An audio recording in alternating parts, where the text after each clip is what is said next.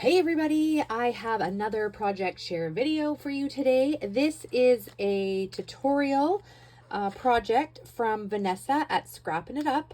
I will link everything down below. This is called the Boxed Folio project.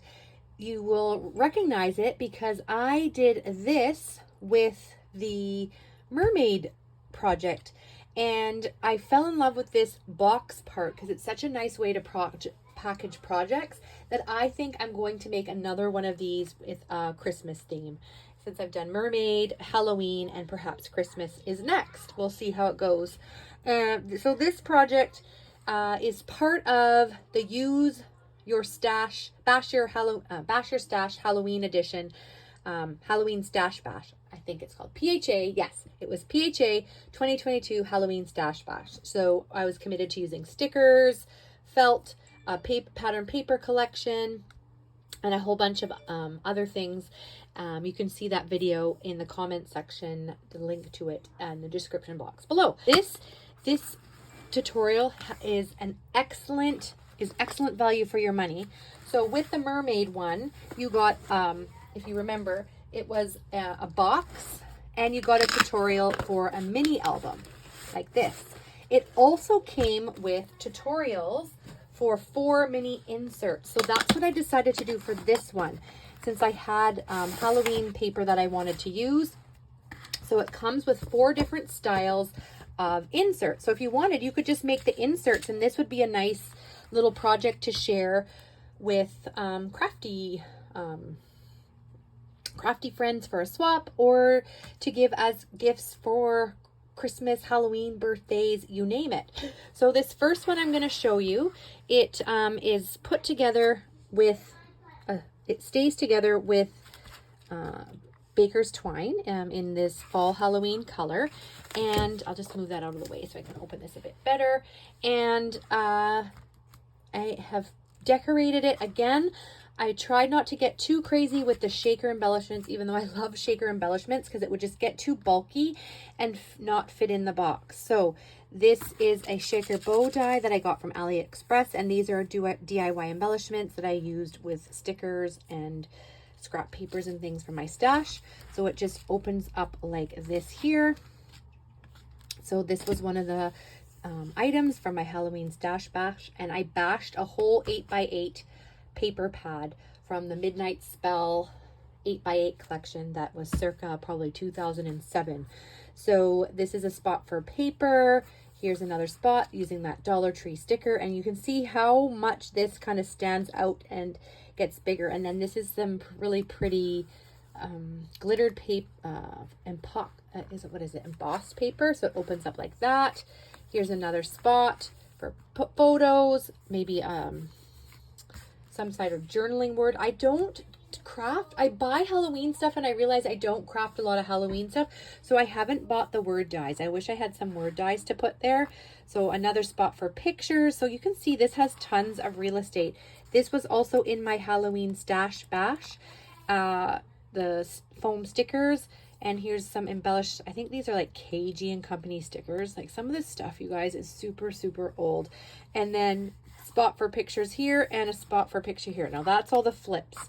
And then I guess if you wanted to, you could put something. Oh no, see, there is, I knew there was one more. So it opens up this way now. And there's spots for pictures here, and this opens up, and there's spots for pictures here. I knew there was more real estate here. I just couldn't remember how it opened. I really love this purple paper with the spiders. So look at how much picture real estate you get with that. Is this one here. And again, using all the paper from my stash and scraps. This is also tied together using baker's twine. It just opens up like this. This is a DIY embellishment that I made using, again, items from my stash. Do you remember when everybody bought these at St. Patrick's Day thinking we'd all use them for Halloween? Well, I actually did it because I'm shopping my stash. So this opens up here. There's a spot for pictures here. And then this opens up here. And then it flips out. So a spot for picture, another DIY embellishment with this cute little pumpkin boy from the Doodlebug stamp, Halloween stamp set. I think it was Carnival. Don't quote me on that because I can't remember.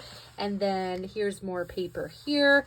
And then it has a waterfall card section. So you could put pictures on each one of these. So I believe there's 4 of these, a spot for pictures like so, and then another spot for a picture here.